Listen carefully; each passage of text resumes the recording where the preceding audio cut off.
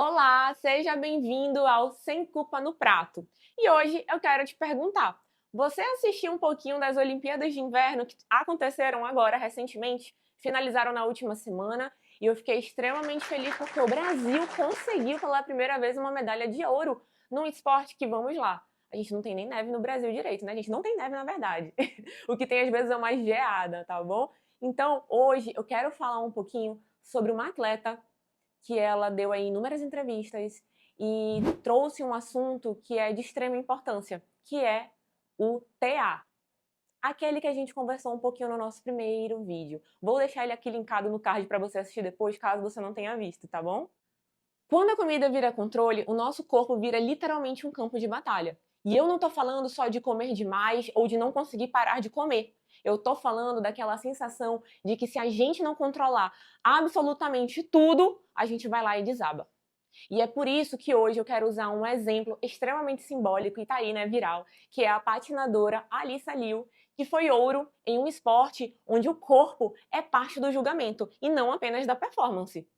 Porque o que ela fez não foi só uma escolha pessoal, foi uma decisão, tendo ali um peso também neurobiológico enorme. Ela transformou um limite em estratégia de sobrevivência emocional. E isso conversa diretamente com a forma como muitas mulheres acabam utilizando a comida como tentativa de regulação e principalmente de regulação da ansiedade. E esse vídeo de hoje é para você que se sente aí entre esses dois extremos, ou é extremamente rígida ou está sempre se sentindo descontrolada. E principalmente se já cansou de achar que tudo isso que acontece é uma fraqueza.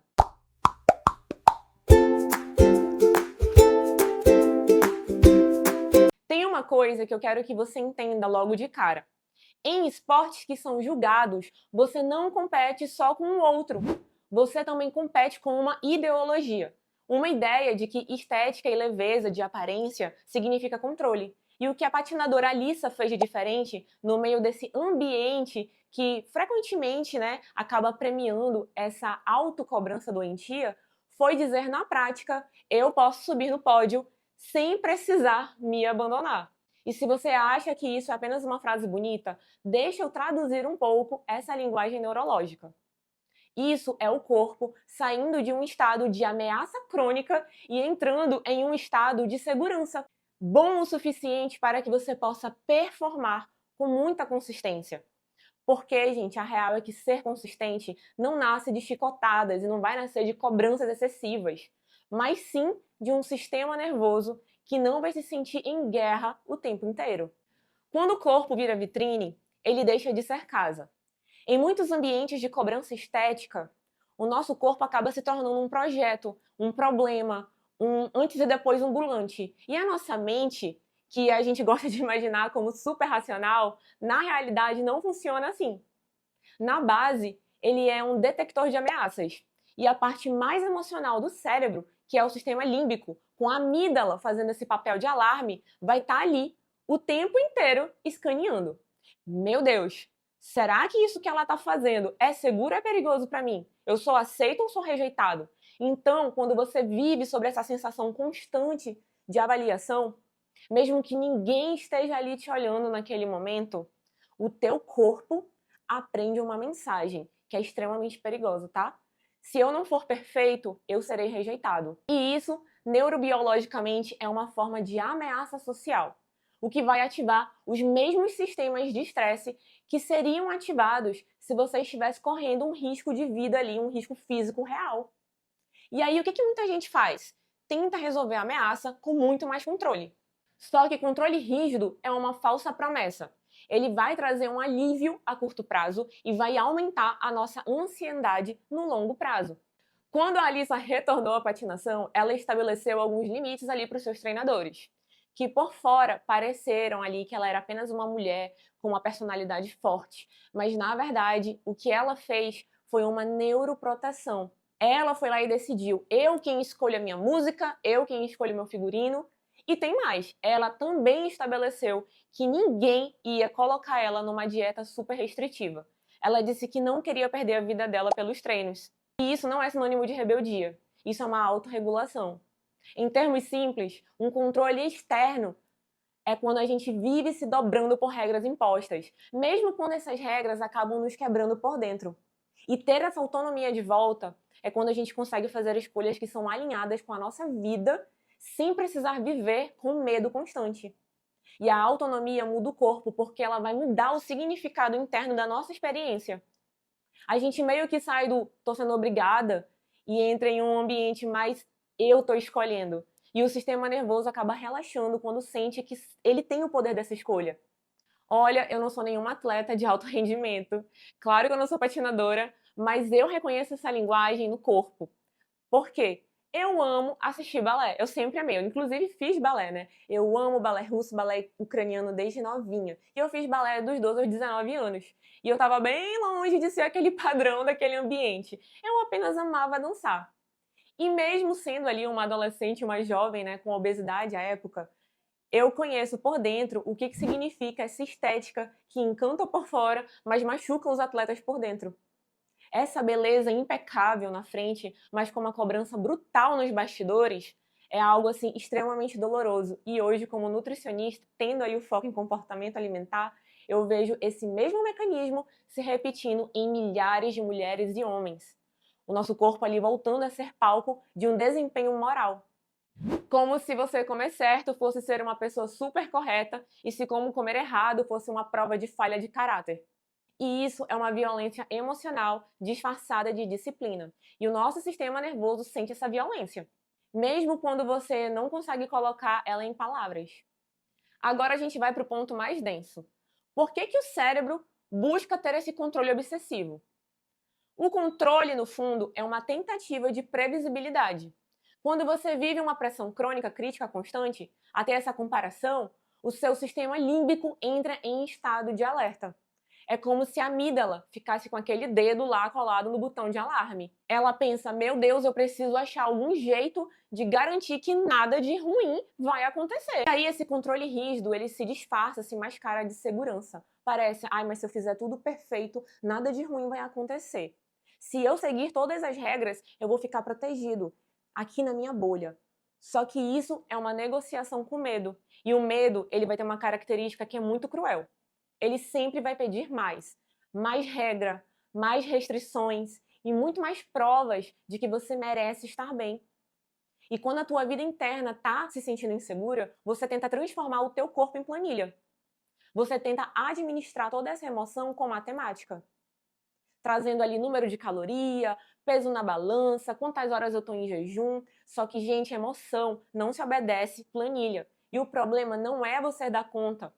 É só que você está tentando usar a ferramenta errada para lidar com uma dor que é emocional.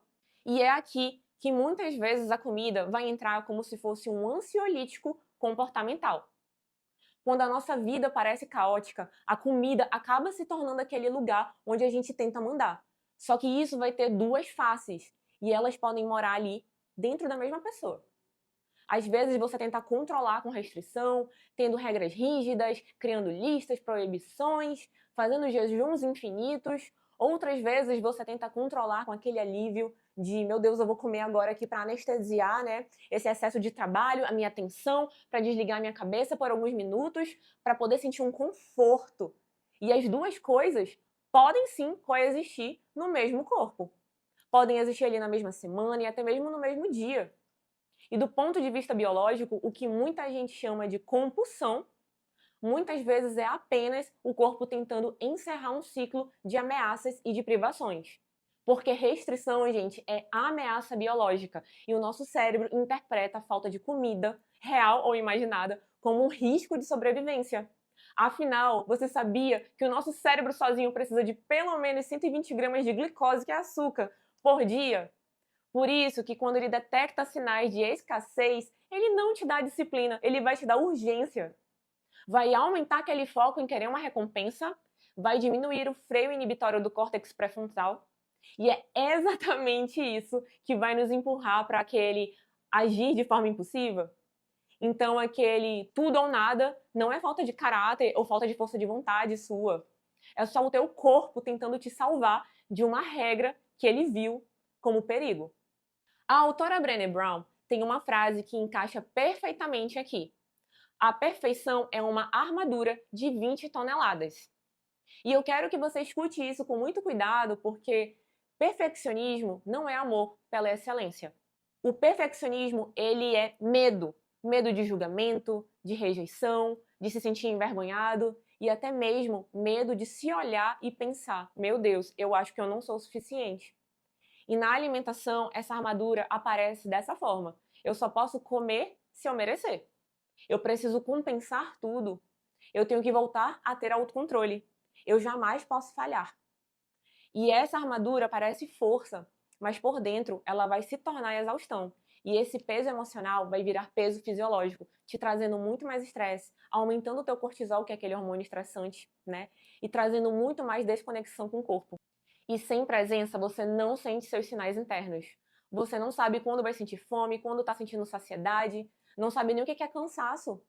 E nesse ciclo, o seu corpo acaba virando inimigo, o que na lógica da guerra é algo que a gente sempre pensa que tem que ser dominado. Agora eu quero voltar para a história da Alissa, como metáfora do que eu quero que você leve desse vídeo. O verdadeiro ouro não foi a medalha que ela ganhou em si, foi a troca que aconteceu antes, o controle imposto por autonomia escolhida. O controle imposto nasceu de uma ameaça. Eu preciso me conter para ser aceita. Se eu não obedecer, eu vou perder tudo. E essa autonomia que foi escolhida nasceu da segurança. Eu posso sim cuidar de mim sem precisar me violentar. E eu posso performar sem me abandonar. E isso mudou quem ela era por dentro. Porque um sistema nervoso ameaçado não sustenta a constância. Ele sustenta pico de esforço e de colapso. Dietas intensas e recaídas intensas, né, um sistema nervoso ali em segurança, vai sustentar outra coisa, inconsistência. Mas a gente pode sim ter consistência sem terror. Já um sistema nervoso com segurança suficiente sustenta outra coisa. Consistência sem precisar ter medo. E é isso que eu mais quero que você entenda. O oposto da guerra não é ter perfeição, é você ter paz, é ter segurança, né? Se sentir boa bastante, sem necessariamente ter um controle perfeito. Tem uma frase que, se você guardar no seu coração, muda o seu caminho. O oposto do controle não é o descontrole, é a confiança corporal. Porque essa confiança na prática parece algo menos glamuroso do que o Instagram vende. Ela parece o quê? Comer o suficiente sem precisar compensar depois, ter uma rotina alimentar previsível, porém com flexibilidade, comer com prazer sem precisar me punir nas horas seguintes, construir consistência sem precisar daquele recomeço agressivo de toda segunda-feira eu vou virar outra pessoa. E aliás, ó, esses recomeços agressivos nada mais são do que a continuação de uma guerra. E a confiança corporal é quando você sai desse tribunal interno e volta a morar no seu corpo como casa e não como um projeto que ficou inacabado. Agora eu quero te convidar para uma pausa de 60 segundinhos, tá bom?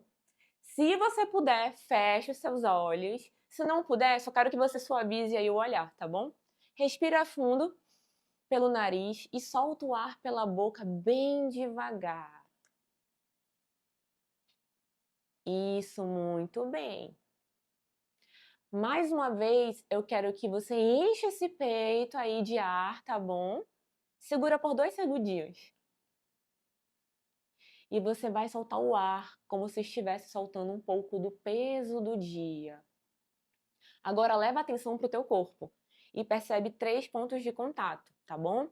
Os pés no chão, o seu quadril apoiado e talvez as costas, né? Se você estiver aí encostando em alguma coisa. E só percebe, o meu corpo tá aqui. Você não precisa gostar do teu corpo agora, mas você precisa reconhecer. Eu tô aqui. E agora, se pergunte internamente.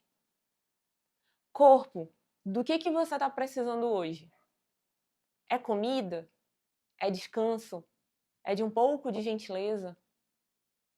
E não tenta responder de forma perfeita. Só deixa vir a primeira resposta honesta que você sentir aí dentro do seu coração, tá bom? Agora respira mais uma vez, segura 2 segundos e solta o ar, imaginando que você tá deixando ir só por alguns segundos, tá bom? Tá saindo toda a obrigação de se controlar. Se a comida virou a sua forma de regular a ansiedade e principalmente uma forma de perfeccionismo, Você não é fraco. Você apenas está usando a ferramenta de regulação que você tem aprendido nos últimos anos. Mas eu quero te dizer que existe um caminho onde o corpo não precisa ser sempre um campo de batalha. Me conta aqui nos comentários em que momento da sua vida o alimento, a comida, começou a virar uma forma de controle.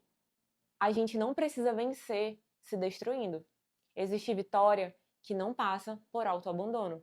E se esse vídeo faz sentido para você, peço que você deixe seu like e já se inscreva aqui no canal Sem Culpa no Prato. Toda semana eu trago conteúdo que mistura ciência e a abordagem de nutrição comportamental. Eu espero que aqui você consiga construir uma relação muito mais saudável com a comida e principalmente com o seu corpo. Ah, e também aproveita e aperta o sininho para não perder os próximos vídeos. Muito obrigada e até a semana que vem!